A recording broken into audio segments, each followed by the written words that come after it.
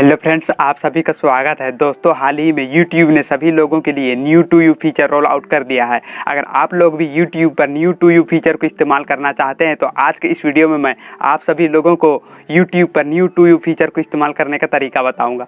So friends, इस video को अंत तक देखें, बिल्कुल स्किप ना करें। तो चलिए मैं लिए चलता हूँ मोबाइल स्क्रीन पर। आगे बढ़ने से पहले एक बात बता दूँ, अगर आप हमारे इस चैनल में नए हैं तो सब्सक्राइब करें और बेल आइकन को दबाएँ ताकि मेरी हर आने वाली नई वीडियो की नोटिफिकेशन आपके पास आती रहे। तो चलिए वीडियो को शुरू करते हैं।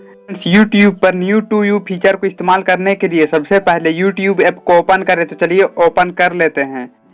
ओपन करने के बाद इस तरह से इंटरफेस खुलकर आएगा। इंटरफेस खुलने के बाद अब आप देख सकते हैं बहुत सारा ऊपर की ओर ऑप्शंस नज़र आ रहा है, पर यहाँ पर न्यू टू यू फीचर का ऑप्शन नज़र नहीं आ रहा है। न्यू टू यू फीचर को लाने के लिए यहाँ पर नीचे की तरफ स्क्रॉल करें।